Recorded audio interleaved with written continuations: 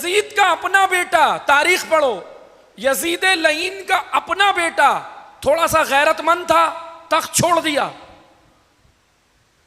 Yazid के अपने बेटे ने तख्त छोड़ दिया, लेकिन यजीद की नाजायज औलादों को अज़ादारी पे पाबंदी है, अज़ादारी पे एतराज है, सबीलों पे एतराज है। ये यजीद के जितने रिश्तेदार घूम रहे हैं और कोशिशें करते हैं ना, बाज मुफ्तियों ने चाहा यजीद रजी अल्लाह बन जाए, चाहा ना, बन गया। यजीद तो रजी अल्लाह नहीं बना, जो मुफ्ती उसे रजी अल्लाह बनाने चला था वो मुफ्ती लानतुल्लाह बन गया। क्योंकि यजीद को बख्शवाने की कोशिश नहीं करो, यजीद बख्शा नहीं जाएगा। इसलिए अज़ीज़ान मोहतरम, इस तारीख को पता हो। काबे को ताराज किया, काबे की हुर्मत हुज्जाज इब्न यूसुफ ने, काबा जलाया। काबे का खिलाफ पकड़ के अब्दुल्ला इब्न जुबैर काबे में मारा गया। वो मेंढा मैं बनना नहीं चाहता, याद आया इमाम हुसैन का जुमला? तवज्जो है, कल की गुफ्तगू है जहन में। इमाम हुसैन ने क्या कहा था? इब्न जुबैर, मेरे बाबा अली ने कहा था वो मेंढा मैं बनना नहीं चाहता। मेंढे की वजह से, उस मेंढे की वजह से काबे की हुर्मत पायमाल होगी। काबे का सहारा लेके इब्न जुबैर समझ रहा था। याद रखो, दो तरह के किरदार हैं, एक जिम्मेदार, एक गैर जिम्मेदार। हुसैन इब्न अली जिम्मेदार किरदार है, जो दीन बचाने चले हैं। अब्दुल्ला इब्न जुबैर गैर जिम्मेदार। ये चाहता था, ये समझ ये रहा था कि काबा मुझे बचाएगा। तवज्जो सुनिएगा, काबा मुझे बचाएगा। एक चीज याद रखो, तारीख से आज के हालात समझ लो। एक चीज याद रखो, गैर जिम्मेदार आदमी, काबा हो, मस्जिद नबवी हो, गैर जिम्मेदार, दीन को पायमाल करने वाला, दीन की धज्जियां उड़ाने वाला, दीन की नुसरत ना करने वाला, अल्लाह ने तारीख में बता दिया, अगर काबे में भी बैठा रहे तो वहां भी जालिम के हाथों मारा जाएगा। अब्दुल्ला इब्न जुबैर मारा गया, काबे में मारा गया, तारीख है। काबे में, मक्का की जमीन पे अब्दुल्ला इब्न जुबैर मारा गया। गैर जिम्मेदार, अनरिस्पॉन्सिबल पर्सन। ये जो अनरिस्पॉन्सिबल है वो अगर काबे में भी बैठेगा बचेगा नहीं, बल्कि काबे को बचाना। इमाम हुसैन ने क्या किया? काबे की हुर्मत बचाई। निकल गए इमाम, मक्का से निकल गए। मक्का अमन की जगह नहीं था। इमाम ने कहा मक्का अमन की जगह नहीं है, यहां यजीद की फौज के कारिंदे आए हैं जो मेरे कत्ल की प्लानिंग कर रहे हैं। इमाम ने कहा मैं यहां नहीं रुकूंगा। इमाम चले गए। लेकिन तवज्जो सुने, अब सुने तारीख, सारी जगह खामोश है। बसरा खामोश है, मदीना खामोश है, मक्का बिल्कुल खामोश है। मैं मक्का की तारीख आगे जो 2-3 मजलिस हैं उसमें पढ़ूंगा, आगे की जो मजालिस है। मक्का खामोश है।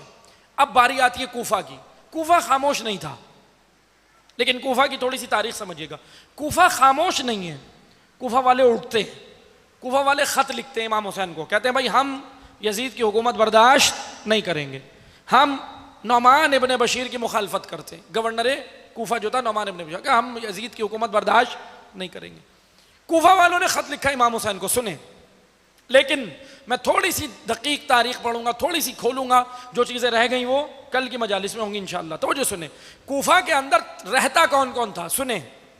तारीख के अंदर जो तबकात थे, शिया आपके जहन में है, शिया किसे कहते हैं? फॉलोवर को। शिया फिरका नहीं है।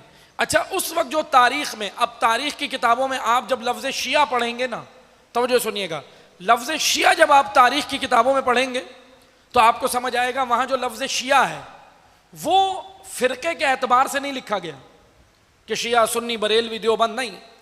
वहां जो लफ्ज़ शिया मेंशन है तारीख में, वो जो जिसका फॉलोवर होता था उसको उसका शिया कहा जाता था। मसलन मिसाल के तौर पे, जो खलीफा सोम हज़रत उस्मान के जो फॉलोवर थे, जो उनके पीछे चलने वाले थे, उनको तारीख ने कहा है शियाने उस्मान। जो अमीर शाम के पीछे चलते थे, उसके फॉलोवर थे, उनको तारीख ने कहा है शियाने अमीर शाम। और जो मौला अली के फॉलोवर थे, गौर कीजिएगा, तवज्जो सुनिएगा, खुसन जवानान बुजुर्गान बेहतर जानते, जो मौला अली के फॉलोवर थे उनके पीछे चलते थे, तारीख ने उन्हें कहा है शियाने अली। तो 3 किस्म के 3 कैटेगरीज हो गई शिया की जो तारीख ने बयान की है। कूफा के अंदर 3 तबकात थे, 3 आबादी के हिसाब से। सुनिएगा, क्योंकि खलीफा दोम हजरत उमर के दौर में कूफा जो है वो कैपिटल था, दारुल खिलाफा। उन्होंने अपनी हुकूमत में कूफा को दारुल खिलाफा बनाया था। कूफा, माजरत, कूफा नहीं, कूफा को छावनी बनाया था। दारुल खिलाफा उनका मदीना था उनकी हुकूमत में। मौला अली ने कूफा को दारुल खिलाफा बनाया। मगर खलीफा दोम के दौर में, दूसरे खलीफा के दौर में, तवज्जो सुने, ये तारीख है, कूफा को उन्होंने बनाया था छावनी, कैंट, छावनी कैंट, फौजी एरिया था।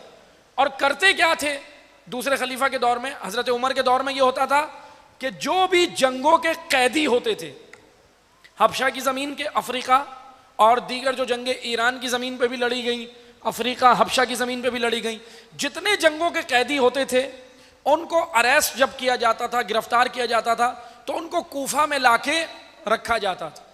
ये एक तबका था कूफा में, और ये बड़ी तादाद में था। दूसरा तबका था अशराफ। अशराफ वो थे जो खुलाफा के मानने वाले थे, खुलाफा राशिदीन के। तो ये सुनिएगा, ये दूसरा तबका था अशराफ। भाई अभी एतराज़ करते ना लोग कि कूफा वालों ने मारा, कूफा वालों ने, अब मैं ये बता रहा हूँ, शजरे खुद जाके पढ़ना किताबों में। तो जो सुने, शजरे जाके पढ़ना किसने मारा और किसने साथ दिया।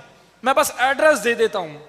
अब सारी चीज़ें पढ़ेंगे तो आपको बुरा लगेगा, बुरा मान जाएंगे ना, इसलिए सारी चीज़ें, और मिंबर से सब चीज़ें बयान हो भी नहीं सकती। तो मुझे सुने, अशराफ तारीख ने उन लोगों को कहा जो खुलाफा राशिदीन के फॉलोवर, यानी चारों खुलाफा को मानते थे, 1 बाय 1 तरतीब से, उनको तारीख ने, कूफा के अंदर ये भी मौजूद थे, इनको अशराफ का।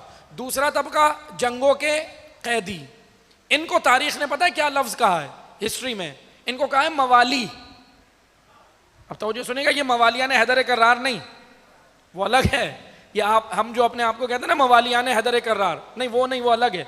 अब ऐसा ना हो आप तारीख में मवाली पढ़ें और समझे हमें कहा जा रहा, नहीं, वो मवाली जंगों के कैदी थे, सियाफाम लोग, हबशा के सियाफाम, अफ्रीका के ना सियाफाम लोग थे, इनको ला के रखा जाता था। अच्छा, ये लोग कौन थे? इनकी तरबियत बिल्कुल नहीं थी, और मैं आसान ज़बान में समझाता हूँ। ये रेंटल फौज थी, रेंटल फौज समझते हैं, जो पैसे दे के लड़वाई जाए।